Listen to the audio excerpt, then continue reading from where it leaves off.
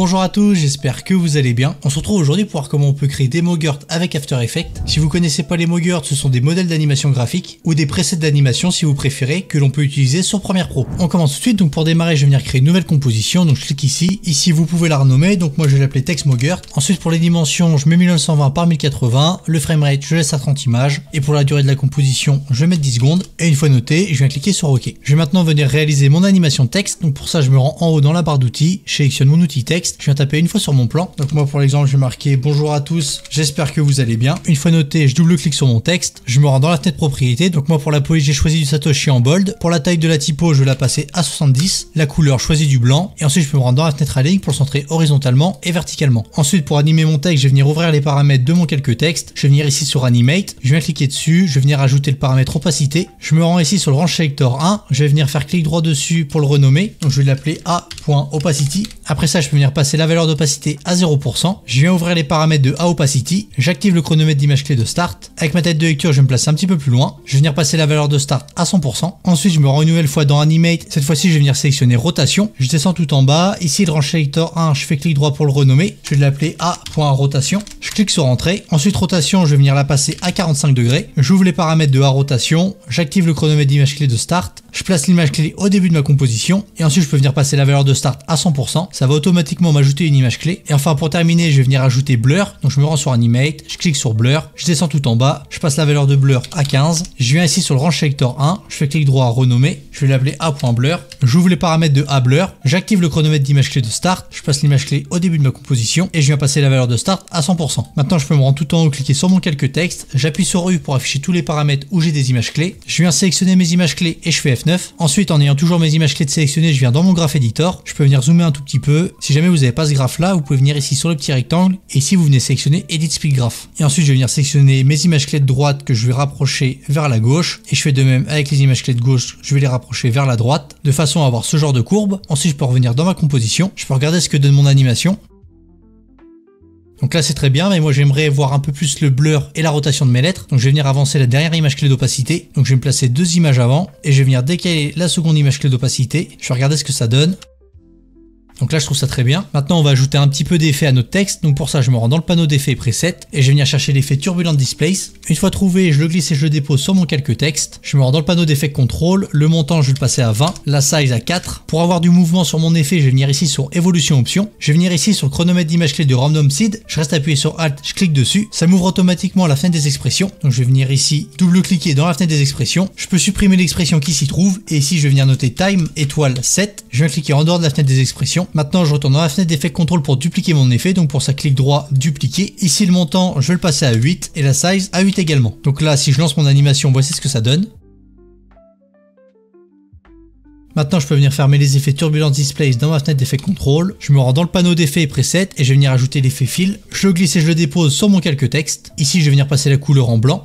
Donc j'avais déjà la bonne couleur pour mon texte, mais cet effet là nous sera utile tout à l'heure quand on va créer notre MoGurt. Après ça je vais venir lui ajouter une drop shadow. Donc pour ça je me rends dans le panneau d'effets preset, je cherche l'effet drop shadow, je le glisse et je le dépose sur mon calque texte. Ici dans mon panneau d'effets contrôle je peux venir fermer l'effet fill. Si jamais je veux arriver à bien voir ma drop shadow, je peux venir cliquer ici sur le petit rectangle à damier, ça va me permettre d'afficher la grille de transparence. Je retourne sur l'effet drop shadow, je vais venir passer l'opacité à 90%, la distance je vais la passer à 11 et la softness à 15. Une fois que vous avez ajouté tous les effets et terminé votre animation texte, on va pouvoir venir ouvrir la fenêtre des essentiels graphiques. Donc pour ça on se rend en haut ici sur Windows, on va venir ouvrir la fenêtre essentiel graphique. Donc là on peut venir redimensionner les fenêtres. Ici dans la fenêtre essentiel graphique, on va venir sélectionner notre composition. Donc je clique ici, je sélectionne ma composition Text MoGurt. Ensuite on peut lui donner un nom. Donc moi je vais l'appeler Text Tuto. Ensuite ici Set Poster Time, ça va permettre d'ajouter une miniature à notre MoGurt. Donc avec ma tête de lecture, je vais me placer ici de façon à voir mon animation de texte. Ici je peux venir enlever la grille de transparence. Donc là je trouve qu'on voit pas assez bien mon effet. Donc je vais revenir un petit peu en arrière. Une fois votre tête de lecture placée au bon endroit, vous venez cliquer sur Set Poster Time. Et ici on voit qu'on a bien la miniature de notre MoGurt qui a été ajoutée. Maintenant on va venir ajouter tous les paramètres qu'on souhaite pouvoir modifier sur Premiere Pro. Donc le premier paramètre à ajouter c'est le paramètre source texte. Donc pour ça je ferme les paramètres de mon calque texte, je les réouvre. Je viens ici chercher source texte que je glisse et que je dépose dans ma fenêtre essentielle graphique. Ici je peux venir modifier le nom du paramètre. Donc moi je vais l'appeler texte. Ici vous voyez que si je double-clique et que je viens changer le texte, je vais marquer par exemple bonjour et que je clique en dehors de ma fenêtre, on voit que ça modifie mon texte. Donc moi je vais faire CTRL Z pour annuler ce que je viens de faire. Ensuite vous pouvez éditer les propriétés. Donc ici je vous conseille de venir cocher cocher les 3 cases. Ça permet d'ajouter les paramètres de base pour modifier votre texte. Une fois coché, je viens cliquer sur OK. Là, on voit que ça m'a ajouté les paramètres pour changer ma fonte, modifier sa taille et lui ajouter un faux style, comme le faux italique par exemple. Ensuite, j'aimerais ajouter un paramètre pour pouvoir gérer l'écart entre mes caractères. Donc pour ça, je vais venir ici sur Animate, je vais venir ajouter Tracking, je descends tout en bas, je viens sélectionner Tracking Amount, que je glisse et que je dépose dans la fenêtre essentielle graphique. Ici, je peux venir le renommer, donc je vais mettre seulement Tracking Amount. Donc là, vous voyez que si je viens passer la valeur à 10, j'ai l'écart entre mes caractères qui a été augmenté. Donc moi, je vais faire CTRL Z pour annuler ce que je viens de faire. Après ça, j'aimerais pouvoir gérer la couleur de mon texte. Donc c'est pour ça tout à l'heure qu'on avait ajouté l'effet Fill. Donc je vais descendre tout en bas de mon calque texte, je vais venir chercher l'effet Fill, j'ouvre les paramètres. Ici, je viens sélectionner le paramètre Color que je glisse et que je dépose dans ma fenêtre. Donc là, j'ai utilisé l'effet Fill, mais moi généralement j'aime bien utiliser l'effet Gradient Ramp car ça me permet d'avoir un dégradé si j'en ai envie. Et si jamais je veux avoir une seule couleur sur mon texte, eh bien j'ai juste à sélectionner 2 fois la même couleur pour mon dégradé et j'aurai qu'une seule couleur pour mon texte. Donc maintenant tous ces paramètres là, on va pouvoir venir les mettre dans un groupe. Donc pour ça, je me rends ici sur la petite fenêtre, je viens cliquer sur Add Group. Ici le groupe, je vais l'appeler texte. Une fois mon groupe de créé, je vais venir glisser mes paramètres dedans.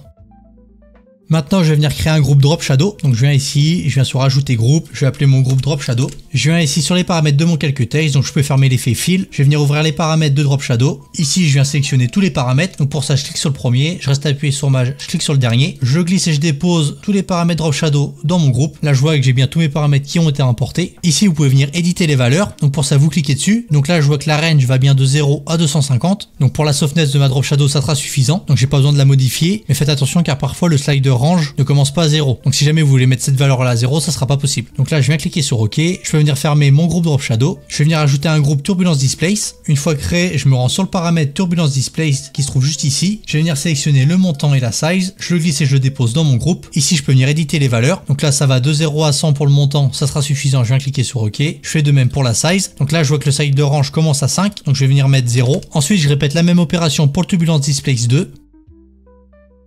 Et enfin, pour terminer, je vais venir ajouter un groupe Transform. Donc je crée mon groupe, je l'appelle Transform. Je vais me rendre tout en bas des paramètres de mon calque texte, j'ouvre les paramètres Transform. Et ici, je vais venir tous les sélectionner. Donc pour ça, je clique sur le premier, je reste appuyé sur Maj, je clique sur le dernier. Je les glisse et je les dépose dans mon groupe. Je descends un tout petit peu, je vois que j'ai bien tous mes paramètres qui ont été importés. Maintenant que j'ai terminé d'importer tous les paramètres que je souhaite pouvoir modifier sur Premiere Pro, on va pouvoir exporter d'autres MoGurt. Donc pour ça, on vient cliquer ici sur Export. Là, After Effects va nous dire de sauvegarder notre projet, donc on sauvegarde. Ici, en haut, dans Destination, vous choisissez un emplacement pour exporter votre MoGurt. Ici, dans Compatibilité, on laisse les 2 petites cases de cocher. Et enfin ici, vous pouvez mettre des mots-clés. Donc ça va permettre de retrouver plus facilement votre MoGurt sur Premiere Pro. Donc là, moi pour l'exemple, je vais venir marquer Corto. Une fois tous vos mots-clés de marquer, on va venir cliquer sur OK. On se retrouve maintenant sur Premiere Pro. Pour importer notre MoGurt, on va se rendre dans la fenêtre essentielle graphique. Donc moi, elle se trouve juste ici. Si jamais vous ne l'avez pas d'affiché, vous allez en haut ici sur Windows et vous venez sélectionner ici essentielle graphique. Et ensuite, il vous suffira de la placer dans Premiere Pro. Pour importer un MoGurt, vous avez 2 solutions. La première, ça va être de glisser déposer dans votre fenêtre votre MoGurt. Et la seconde, ça va être de venir cliquer sur le petit plus qui se trouve juste ici et d'aller à l'emplacement où vous avez exporté votre MoGurt et de le sélectionner. Donc moi je vais glisser déposer mon MoGurt, je sélectionne, je le place dans ma fenêtre Essential Graphics. Une fois importé, il apparaît tout en haut de la liste. Si jamais pour vous il apparaît pas tout en haut de la liste, vous venez ici dans la barre de recherche et là vous pouvez noter vos mots-clés. Donc moi j'avais marqué Corto, donc je clique sur rechercher. Ici j'ai bien mon MoGurt qui apparaît, donc je peux le glisser déposer dans ma timeline. Donc là si je lance ma vidéo, je vois que j'ai bien mon animation texte. Donc là si je veux arriver à avoir ma Drop Shadow, je peux venir créer un cache de couleur. Donc pour ça je viens ici dans la fenêtre projet, je fais clic droit, nouveau item, je vais venir sélectionner Color Matte. Ici je garde les dimensions de ma séquence, je viens cliquer sur OK. Pour la couleur, je vais venir sélectionner un gris et je viens cliquer sur OK. Ensuite, je peux le renommer, moi je vais pas le faire, je viens cliquer sur OK. Ensuite, il apparaît dans la fenêtre projet, je le glisse et je le dépose sur ma timeline. Je peux l'étirer à la taille de mon MoGurt. Maintenant, pour venir modifier mon MoGurt, je clique dessus, je me rends dans la fenêtre essentielle graphique dans la partie Edit. Ici, dans la partie texte, je vais pouvoir venir modifier mon texte. Donc moi, pour l'exemple, je vais venir marquer merci de liker la vidéo. Si je viens cliquer en dehors, je vois que ça modifie automatiquement mon texte. Ensuite, ici, je peux venir changer la police. Donc moi, je vais venir sélectionner du Montserrat. Je vais venir prendre du bold. Juste en dessous, vous pouvez venir modifier la taille. Donc je vais me passer la taille par exemple à 85. Au-dessus, vous avez les faux styles. Donc par exemple, je vais le passer en faux italique. Ensuite, ici, je peux venir augmenter l'espace entre mes caractères. Donc je vais les passer par exemple à 5. Mais je peux venir aussi réduire l'espace entre mes caractères. Donc si je les passe à -5, ça va les rapprocher. Donc moi, je vais repasser la valeur à 0 car c'était très bien. Ici, dans File Color, je peux venir modifier la couleur de mon texte. Donc moi, je vais venir sélectionner un vert clair. Une fois sélectionné, je viens cliquer sur OK. Maintenant, je vais passer dans les paramètres de la Drop Shadow. Donc ici, la couleur, je vais la laisser en noir. L'opacité, je la laisse à 90, la distance je vais la passer par exemple à 20 et la softness par exemple à 30. Je viens fermer les paramètres de la drop shadow et ici vous avez les paramètres turbulence displace, donc je descends un tout petit peu. Et ici je peux venir augmenter le montant et la size. Donc là si je lance ma vidéo, on voit que j'ai beaucoup plus de turbulence et qu'elles sont beaucoup plus grandes. Donc je peux faire ça pour les deux paramètres turbulence displace. Donc je vais faire deux fois CTRL Z pour annuler ce que je viens de faire. Et enfin vous avez ici le paramètre transform. Donc ça c'est les paramètres de base, ça permet de modifier l'emplacement du texte sur notre plan. Donc là par exemple si je veux le remonter ou si je veux le descendre. Et tout en bas ici si je veux modifier son opacité. Donc moi je vais le remettre comme il était, c'était très bien. Et maintenant si je me place au début de ma séquence et que je la lance, voici ce que ça donne.